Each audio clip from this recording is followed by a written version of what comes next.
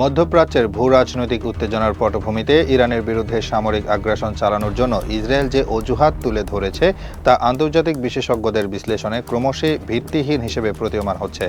বারবার অভিযোগ উঠেছে ইরান গোপনে পারমাণবিক অস্ত্র বানানোর চেষ্টা করছে এবং সেই অভিযোগের ছায়ায় একের পর এক সামরিক অভিযান চালিয়ে যাচ্ছে ইসরায়েল। বাস্তবে এই অভিযানের টার্গেট হয়েছে বিজ্ঞানী, সামরিক কর্মকর্তা এবং গুরুত্বপূর্ণ পরিকাঠামো। অথচ আন্তর্জাতিক গোয়েন্দা তথ্য, পারমাণবিক পর্যবেক্ষণ প্রতিবেদন এবং জাতিসংঘের নিয়ন্ত্রণ সংস্থার মূল্যায়ন সবকিছুই এই দাবির সঙ্গে সাংঘর্ষিক বাস্তবতা তুলে ধরছে। ইরানের বিরুদ্ধে পারমাণবিক কর্মসূচির অভিযোগ প্রথম উত্থাপিত হয় 2000-এর দশকের গোড়ার দিকে। তবে 2003 সালে দেশটি আনুষ্ঠানিকভাবে সব পারমাণবিক অস্ত্র কর্মসূচি স্থগিত করার ঘোষণা দেয় এবং বিশ্ব পরিমণ্ডলে স্পষ্ট জানিয়ে দেয় যে তাদের পারমাণবিক প্রকল্প সম্পূর্ণ শান্তিপূর্ণ উদ্দেশ্যে পরিচালিত হবে। সে সময় আন্তর্জাতিক পরমাণু শক্তি সংস্থার পর্যবেক্ষক দলকে ইরানের বিভিন্ন কেন্দ্র পরিদর্শনের অনুমতি দেওয়া হয়।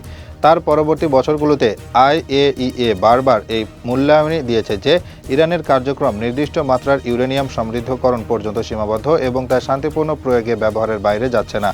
এর মধ্যেই নতুন করে উত্তেজনা তৈরি হয় 2009 সালের পর থেকে, যখন ইসরায়েলে রাজনৈতিক নেতৃত্বে পরিবর্তন আসে। নতুন নেতৃত্বের অধীনে ইরান বিরোধী মনোভাব আরও কঠোর হয়ে ওঠে। একাধিকবার বিশ্ব মঞ্চে প্রচার করা হয় যে ইরান পর্দার আড়ালে পারমাণবিক অস্ত্র তৈরি করছে। এই দাবি তুলে একের পর এক আন্তর্জাতিক চাপে ফেলা হয় ইরানকে, আর সেই চাপে ইসরায়েল বিভিন্ন সময়ে সরাসরি সামরিক পদক্ষেপও নেয়। 2024 সালের শেষ দিক থেকে 2025 সালের মাঝামাঝি সময়ে পরিস্থিতি আরও উত্তপ্ত হয়ে ওঠে, যখন ইসরায়েল ইরানের অভ্যন্তরে একাধিক গোপনে বিমান হামলা চালায়। এই হামলাগুলোতে প্রধান টার্গেট করা হয় পরমাণু প্রকল্প সংশ্লিষ্ট বিজ্ঞানী ও সামরিক কর্মকর্তা, যাদের মধ্যে অনেকেই আন্তর্জাতিকভাবে স্বীকৃত গবেষক ছিলেন। এই হামলায় প্রাণ হারান 6 জন শীর্ষ পর্যায়ের পারমাণবিক গবেষক এবং 2 জন জেনারেল পদমর্যাদার সামরিক কর্মকর্তা। ইরান একে সরাসরি রাষ্ট্রীয় সন্ত্রাসবাদের শামিল বলছে এবং আন্তর্জাতিক মহলের পক্ষ থেকেও এই হামলার যৌক্তিকতা নিয়ে প্রশ্ন উঠেছে। প্রকৃতপক্ষে যুক্তরাষ্ট্রের জাতীয় গোয়েন্দা মহলের সর্বশেষ বার্ষিক মূল্যায়নে স্পষ্টভাবে বলা হয়েছে যে ইরানের পারমাণবিক কর্মসূচি বর্তমানে অস্ত্র তৈরির উদ্দেশ্যে সক্রিয় নয়, বরং সেখানে উচ্চ মাত্রার ইউরেনিয়াম মজুদের পাশাপাশি গবেষণাধর্মী শান্তিপূর্ণ চুল্লি চালিত প্রকল্পই বেশি লক্ষণীয়। যুক্তরাষ্ট্র সহ পশ্চিমা বিশ্ব যেসব গোয়েন্দা সংস্থা ইরানের অভ্যন্তরে দীর্ঘদিন ধরে কাজ করে আসছে, তাদের যৌথ মূল্যায়ন এই ধারণাকে সমর্থন করে। ইরান 2003 সালে যে অস্ত্র কর্মসূচি স্থগিত করেছিল তারপর থেকে আর কখনো সেই পথে ফেরেনি। আন্তর্জাতিক পরমাণু শক্তি সংস্থা IAEA এর সর্বশেষ রিপোর্টেও একই বার্তা প্রতিফলিত হয়েছে।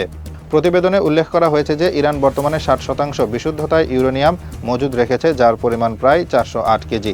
যদিও এই ইউরেনিয়াম পারমাণবিক বোমা তৈরির একটি উপাদান হতে পারে, তবে অস্ত্র তৈরির জন্য যা প্রয়োজন তা হলো অন্তত 90% বেশি বিশুদ্ধতা, যার কোনো কার্যকর ভিত্তি এখনও পর্যন্ত ইরানে দেখা যায়নি।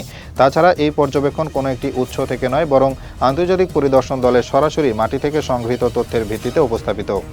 আন্তর্জাতিক বিশ্লেষকরা বলছেন, পারমাণবিক কর্মসূচির অভিযোগ যে ইসরায়েল ব্যবহার করছে তা নীতিগতভাবে একতরফা এবং সামরিক আগ্রাসনের পক্ষেই একমাত্র ব্যাখ্যা হিসেবে প্রমাণিত হচ্ছে। মূলত এই অভিযোগের ভিত্তিতেই বিভিন্ন সময় ইরানকে কূটনৈতিকভাবে বিচ্ছিন্ন করার প্রচেষ্টা চালানো হয়েছে, বিশেষত ইরান, চীন এবং ইরান রাশিয়া ঘনিষ্ঠতা বাড়ার পর। পারস্য উপসাগর অঞ্চলে নতুন গ্লোবাল পার্টনারশিপ তৈরি হওয়ায় ইসরায়েলের কৌশলগত অবস্থান দুর্বল হয়ে পড়ছে, আর সেই দুর্বলতা কাটাতে তারা আবারও ব্যবহার করছে পারমাণবিক অভিযোগের পুরনো কার্ড। যদিও ইসরায়েল দাবি করে আসছে যে ইরান আন্তর্জাতিক পরিদর্শনের অন্তরালে গোপন গবেষণাগারে অস্ত্র কর্মসূচি চালাচ্ছে, এই দাবিকে সমর্থন করার মতো কোনো বিশ্বাসযোগ্য প্রমাণ এখনও পাওয়া যায়নি। বরং IAEA বলছে তাদের গবেষকরা প্রতিটি পরিদর্শন কেন্দ্রে প্রয়োজনীয় রেডিয়েশন পর্যবেক্ষণ সরঞ্জাম ব্যবহার করে যাচ্ছেন এবং এখনও এমন কোনো আলামত মেলেনি যা ইরানকে পরমাণু অস্ত্র প্রস্তুতকারী রাষ্ট্র হিসেবে চিহ্নিত করে। পরিস্থিতি আরও জটিল হয়ে ওঠে যখন ইসরায়েল সাম্প্রতিক সময়ে সামরিক অভিযান চালিয়ে যে বিজ্ঞানীদের হত্যা করেছে তাদের কেউ কেউ জাতিসংঘ অনুমোদিত বিভিন্ন বৈজ্ঞানিক প্রকল্পে কাজ করছিলেন। এমনকি এদের কেউ কেউ ইউরেনিয়াম চিকিৎসা প্রযুক্তি এবং রেডিয়েশন কন্ট্রোল গবেষণার সঙ্গে জড়িত ছিলেন, যা আন্তর্জাতিক চিকিৎসা ও কৃষি খাতে ব্যবহারযোগ্য প্রযুক্তি হিসেবে স্বীকৃত। ইরানের বিরুদ্ধে সামরিক আগ্রাসনের অজুহাতে হিসেবে পরমাণু কর্মসূচির অভিযোগ সামনে নিয়ে আসলেও বাস্তবতা বলছে এই অভিযানের লক্ষ্য শুধুমাত্র কোনো পারমাণবিক স্থাপনা ধ্বংস করা নয়, বরং গোটা ইরানি রাষ্ট্র কাঠামোকে দুর্বল করে ফেলা এবং তাদের বৈজ্ঞানিক সক্ষমতা চিরতরে নিশ্চিহ্ন করে দেওয়াই মূল লক্ষ্য। সম্প্রতি চালানো বিমান হামলায় যেভাবে বাছাই করে পরমাণু বিজ্ঞানীদের হত্যা করা হয়েছে তাতে স্পষ্ট বোঝা যাচ্ছে এটি কোনো তাৎক্ষণিক সামরিক পদক্ষেপ নয়, বরং দীর্ঘ পরিকল্পনার অংশ। এর সঙ্গে জড়িত রয়েছে ইসরায়েলের গোয়েন্দা সংস্থা, সাইবার ইউনিট, দূর থেকে চালিত ড্রোন স্কোয়াড এবং স্থল অভিযানের জন্য প্রস্তুত বিশেষ বাহিনী। এই হত্যাকাণ্ডগুলো একদিকে যেমন আন্তর্জাতিক মানবাধিকার আইন লঙ্ঘন করছে, অন্যদিকে একটি সার্বভৌম রাষ্ট্রের ভেতরে বিদেশি শক্তির নিষিদ্ধ হস্তক্ষেপ হিসেবেও দেখছে বহু আন্তর্জাতিক সংস্থা।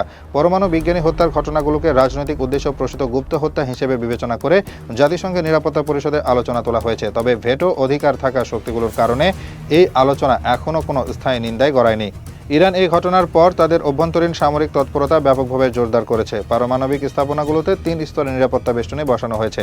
গোপন রাস্তা ও টানেল ব্যবহার করে প্রধান বিজ্ঞানীদেরকে এক স্থান থেকে আরেক স্থানে স্থানান্তর করা হচ্ছে।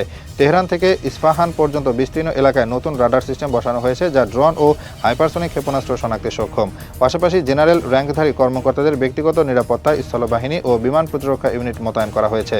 তবে পাল্টা জবাবের ক্ষেত্রেও ইরান যে নিষ্ক্রিয় রয়েছে তা নয়। সম্প্রতি গোপন পরিচালিত এক বিশেষ অভিযানে ইরানের বিপ্লবী গার্ড বাহিনী একটি বিদেশি গোয়েন্দা চক্রকে ধরেছে, যারা ইসরায়েলের হয়ে দেশটির পরমাণু প্রকল্পের অভ্যন্তরীণ তথ্য সংগ্রহ করছিল। এই অভিযানে ধরা পড়েছে একাধিক ইরানি বংশোদ্ভূত ডুয়েল সিটিজেন, যাদের ইসরায়েলি গোয়েন্দা সংস্থা প্রশিক্ষণ দিয়েছিল। তদন্তে উঠে এসেছে স্পষ্ট তথ্য যে এই এজেন্টরা পরমাণু স্থাপনায় কর্মরত বিজ্ঞানীদের গতিবিধি ট্র্যাক করছিল এবং গোপনে তাদের অবস্থান জানিয়ে দিচ্ছিল।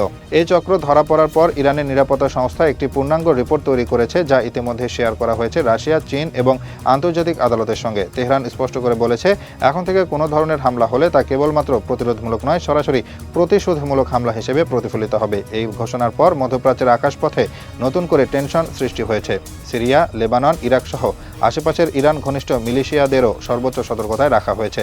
বিশ্বের বিভিন্ন কূটনৈতিক মহলে এই পরিস্থিতি নিয়ে গভীর উদ্বেগ তৈরি হয়েছে। বিশেষ করে ইউরোপীয় ইউনিয়ন এবং ব্রিক্সভুক্ত দেশগুলো বারবার তেহরান ও তেল আবিব উভয় পক্ষকে সংযম দেখানোর আহ্বান জানাচ্ছে। তবে বাস্তব পরিস্থিতি বলছে, এখন সংযমের পথ অনেকটাই পেছনে পড়ে গেছে, কারণ ইসরায়েল সরাসরি ইরানের অভ্যন্তরে আঘাত এনেছে এবং এই আঘাতের মাত্রা সাময়িক উত্তেজনার গণ্ডি ছাড়িয়ে পরিপূর্ণ সংঘাতে রূপ নিতে চলেছে।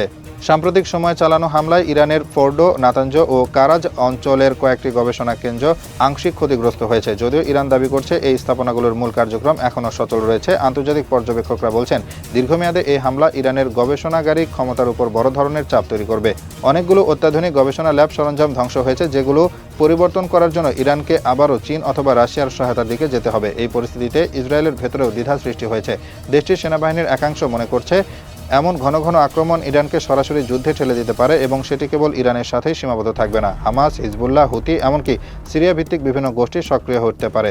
এসব গোষ্ঠী ইতিমধ্যে ইসরায়েলের সীমান্তে নতুন করে সামরিক প্রস্তুতি নিচ্ছে বলে জানা গেছে। গাজা উপত্যকা, লেবাননের দক্ষিণাঞ্চল এবং ইয়েমেনের হুতি নিয়ন্ত্রিত অঞ্চল থেকে নতুন রকেট উৎক্ষেপণের প্রস্তুতিও চিহ্নিত হয়েছে। বিশ্লেষকদের একাংশ বলছেন, ইরান ইসরায়েল সংঘর্ষ মধ্যপ্রাচ্যকে একটি দীর্ঘমেয়াদী যুদ্ধক্ষেত্রে পরিণত করতে যাচ্ছে। এই যুদ্ধ শুধুমাত্র দুই দেশের মধ্যে সীমাবদ্ধ থাকবে না, এর প্রভাব পড়বে সৌদি আরব, সংযুক্ত আরব আমিরাত, কাতার, কুয়েত এমনকি তুরস্কের উপরও। কারণ এই অঞ্চলের শক্তির ভারসাম্য ও রাজনৈতিক জোট এখন মারাত্মকভাবে স্পর্শকাতর অবস্থায় রয়েছে।